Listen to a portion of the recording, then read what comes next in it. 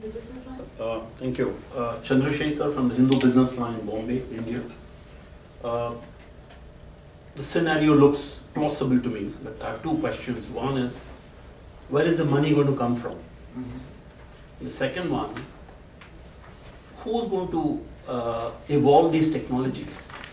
Is it a free market? Is it just left to the private sector and the researchers and entrepreneurs? Or would governments take responsibilities to find money and invest? How do you expect this to pan out? Okay. Thank you. Good question. Certainly, the money, much of the money or investment, we say 46 trillion US dollars of investment, most of them come from private sector. The government investment is very small part, but very important for the primary or preliminary R&D, research and development. Certainly the government will play a role. So we say that the government should double or even 5 times more R&D expenditure compared to the current level. That is necessary to fill the gap to achieve this grown-up scenario. That is our analysis. On the other hand, yes, it is the private sector who should invest. So the government can play a very important role to reduce uncertainty about the future. Means, what is the possible carbon price? So international framework for reducing CO2 emission, or certain standards of fuel standards as well as building codes for the efficiency regulations, etc.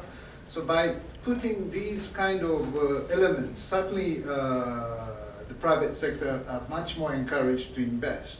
And also the government, sometimes at the preliminary stage of these renewable energy technologies, this technology made some kind of preferential treatment, like feed-in tariff.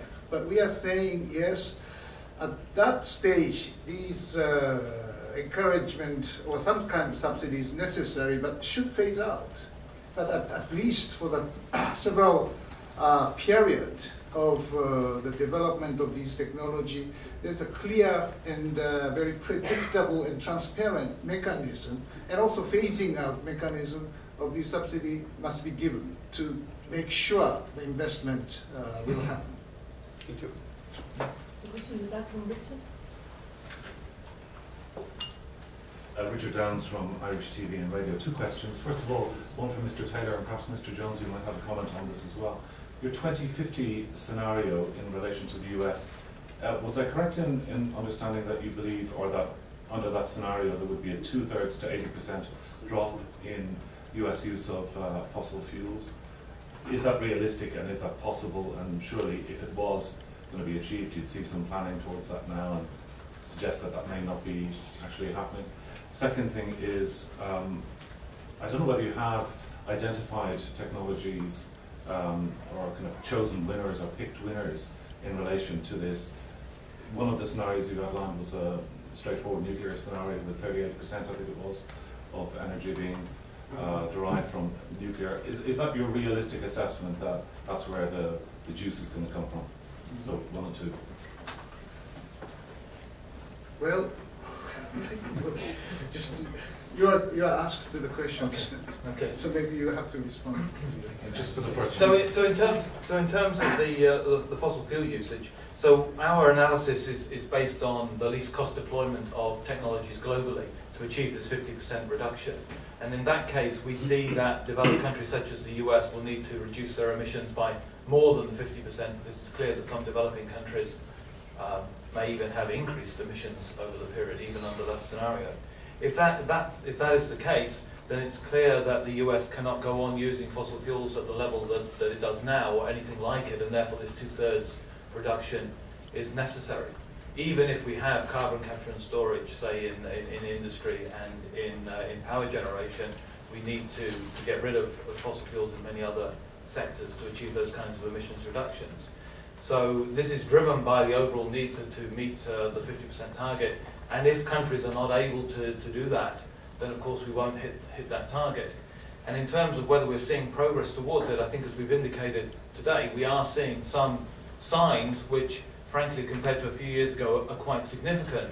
but it's clear that they are still small and, as we said, fragmented compared to the size of the challenge that we face. If I could just add a few comments. You said it doesn't look like anything is happening in the U.S., but I think actually quite a bit is happening in the U.S. For example, as part of the stimulus package, several $billion has been devoted to research and development of carbon capture storage, which is a key technology for achieving some of these reductions. Also, there's been strong support in the United States for electric vehicles. They've announced an electric vehicle target. I just attended a preparatory meeting for the Clean Energy Ministerial, which will take place in July here in Washington. And I was very encouraged not only by what other countries were saying, but what the American administration was saying in a whole host of areas, particularly emphasizing the importance of increasing their efforts on energy efficiency. For example, improving appliances, which of course are a major component of electricity consumption in the United States. So there's quite a bit going on, and it's still 40 years away. So I think there'll be a lot more changes between now and 2050 than you might imagine.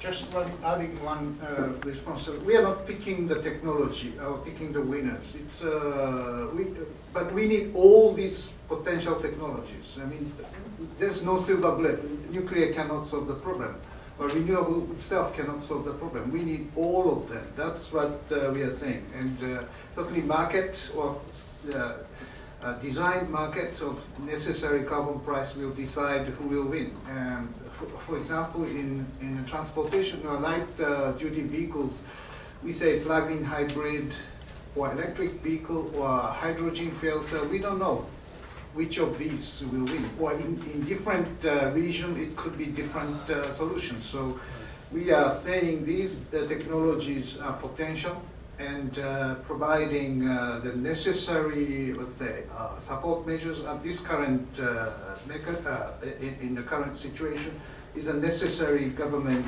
role to push. Nuclear, yes, very high, let's say, ambitious targets, but we are saying, as Peter said, to achieve this 50% reduction of the CO2 emission by 2050, which is the targets of the global community. And to achieve this, this is a necessary technologies, a necessary abatement. And we are not projecting future. We are kind of backcasting from the 2050. What is necessary, we have to do now. And if we delay this decision, what is the consequence? That is what we are saying.